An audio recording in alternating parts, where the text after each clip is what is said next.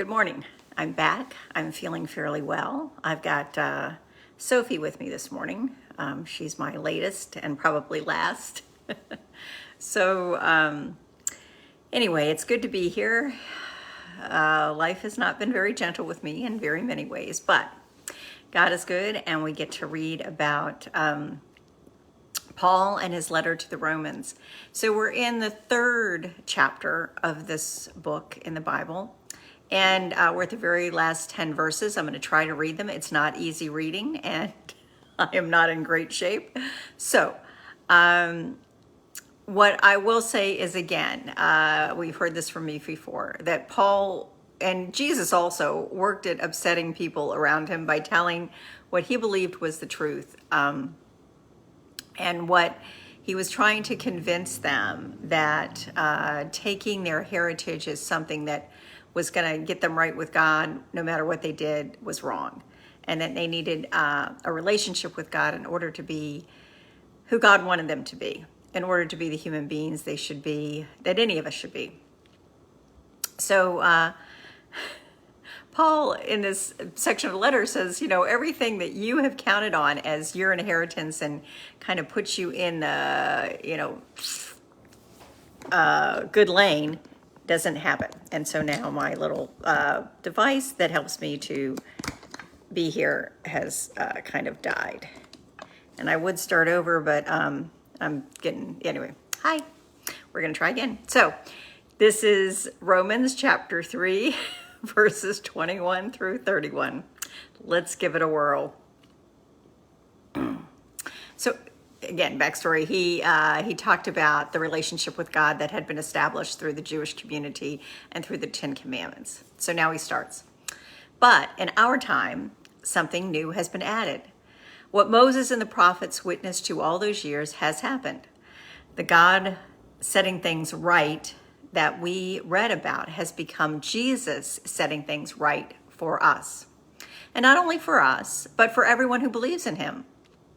For there is no difference between us and them in this, since we've compiled this long, sorry record as sinners, both us and them, and prove that we are utterly incapable of living the glorious life God wills for us.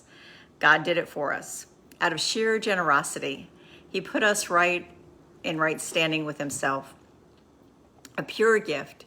He got us out of the mess we were in and restored us to where he always wanted us to be. And he did it by means of Jesus Christ. God sacrificed Jesus on the altar of the world to clear the world of sin. Having faith in him sets us in the clear. God decided on this course of action in full view of the public, to set the world in the clear with himself through the sacrifice of Jesus. Finally, taking care of the sin he had so patiently endured. This is not only clear, but it's now. It's our current history. God sets things right. He also makes it possible for us to live in his rightness. So, where does this leave our proud Jewish insider claims and counterclaims? Canceled. Yes, canceled. What we've learned is this. God does not respond to what we do. We respond to what God does. We finally figured it out. Our lives get in step with God and all others by letting God set the pace, not by proudly or anxiously trying to run the parade. And where does this leave our proud Jewish claim of having a corner on God? Also canceled. God is the God of outsider, non-Jew, as well as insider Jew. How could it be otherwise, since there's only one God? God set right all those who welcome his actions and enter into it, both those who follow his religious system and those who have never heard of our religion. But by shifting our focus from what God does, don't we cancel out our carefully keeping of the rules and ways of God's command? Not at all. What happens, in fact, is that by putting the entire way of life in a proper place, we confirm it. So these are the basic tenets of our faith that Paul is describing here at the end of chapter 3.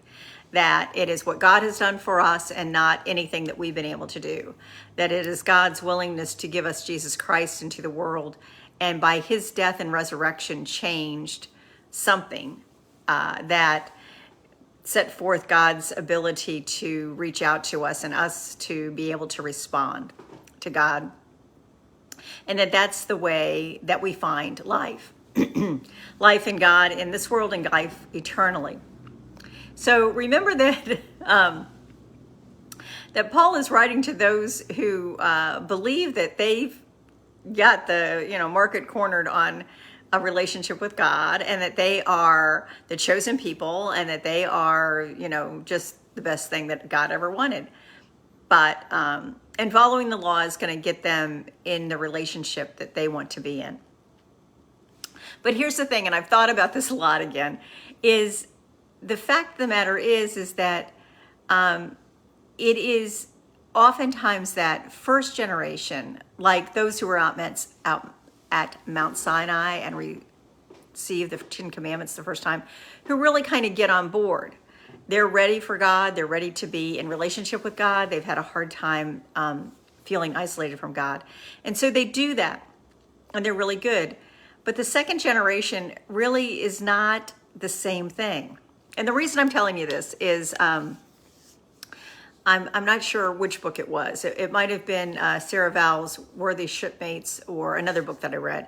But they were talking about how when the new colony, particularly those who were Protestant and fleeing England for religious freedom, when they came to this country and established the city on the hill, they established God's kingdom here in America, that they were like, okay, this is great. We're going to be wonderful. We're going to be God's people. We're going to listen to everything God says, and we're going to set up our community in a way that honors God out of our understanding of who God is in our lives. And that first generation of pilgrims did that, and they did a really good job. The problem was getting their children to get on board. And so the second generation was not as faithful or excited or focused in terms of being the community God here. And of course, I don't know how many generations we were out, but it doesn't work. And so I think what Paul is writing about, and what he kind of alludes to, is that that's the issue, is that there are no, which I've said before, there are no second generation Christians. That for us to make up rules that someone else has to follow, which is what God had done originally with the Jewish folks. If you guys would follow this set of rules with an open heart and with a loving heart, we could get it done. But then the next generation doesn't. And then within that generation, there's people who make loopholes and little ways to get around it, because they want to still be seen as faithful and in Jews, but they don't want to have to really do what God is calling them to do. And again, that's what our world is trying to find loopholes and ways around doing what we ought to be doing. And so for me, the phrase of there is no second generation Christian, that each of us, ourselves, our children, whoever come after us, must establish their own relationship with God in order for it to be an authentic relationship. There isn't any other way around that. So what Paul is writing is that if you think that because, again, we do it now. For them, it was Jewish insiders and not. But for us, it's like, well, my family has always gone to this church, and my family has always been faithful, and my family, they founded this church. And Paul would say, yeah, canceled. It's nice that they did that, and it's wonderful for the community to establish a church. But you, in this generation, you are the ones who need to accept what God has done, not what you have done. To accept that God, the only way to find your life is for God to redeem your life and find relationship in God. And that it is in finding that relationship that we come in right relationship with the world, really, and with God. And so I like when he writes, our Our lives get in step with God and all others by letting God set the pace, not by proudly or anxiously trying to run the parade. And of course, he's with a lot of people who want to run the parade, and I've met those people too. So, so that's what's happened, is that God has understood that from generation to generation, each human being needs to find that loving, understanding relationship with God, where God is the one giving us life and not anything that we've created. And that redeeming power is sent through the person of Jesus Christ. And I just wanted to say a little bit about Paul's sacrifice language, because for Paul, his understanding of sacrifice is a meaningful way to talk about God, because he lived in a world where that's what you did to say, I'm sorry to God, or even to give thanks to God, was you did an animal sacrifice. And so that was pretty consistently true for them. And so for them, it was a really lively and a way of understanding God that made sense to them. In our generation, not so much. And for me, it's more helpful, although again, what I've always said is it's not necessary for anybody else to think the way that I think. But for me, it's more helpful to understand that when God came into the world in the human being as fully as we've ever seen in Jesus of Nazareth, that it was clear that human beings could not take that kind of grace or truth or just authority, not willing to say, oh, okay, I'll make nice, because Jesus was not a person who made nice with authorities or backed down from what he believed God was and what God was doing. And so as I read through the scriptures again and again, I think, how did Jesus last so long? Because there really was not an authority who had power in that world that he didn't offend. So what happened to Jesus is what happens to most people in our world who challenge the status quo. And in his world that was particularly violent, the way that they solved things was by killing people. We do that more often than we should. But anyway, so in his world, they killed him. And that was, to me, a natural outcome of who Jesus's life was. So for me, I don't perceive God as saying, okay, I'll send Jesus and then I'll make him die.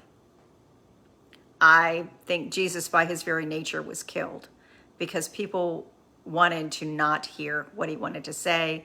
And people, very wrongly, believed that by killing him, that would be the end of it, which, of course, thank God, it wasn't. And so in the death of Jesus, God wrought a new reality of redemption and hope through the resurrection of Jesus Christ. And it was in that grace and that power and that ability to bring life out of death that God made new relationship with us and burst through to us in a way that had not happened before for lots and lots of people through the outpouring of the Holy Spirit. In the Old Testament, we read many human beings who were filled with God's Spirit and could understand this relationship with God, but it wasn't everyone.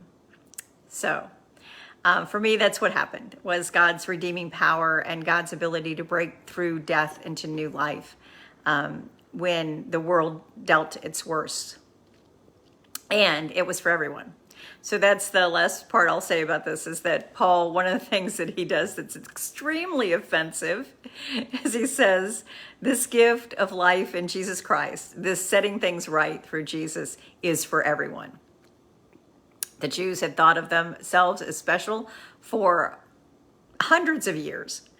And here Paul is writing, yeah, you're not so special. You're not special. God is wanting to reach out to everyone.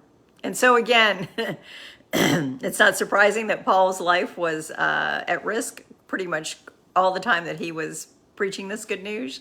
And but he continues to use his intelligence and his ability to work around it. So that's the last part of chapter 3. We'll begin in chapter 4, hopefully next week. We'll see how life goes.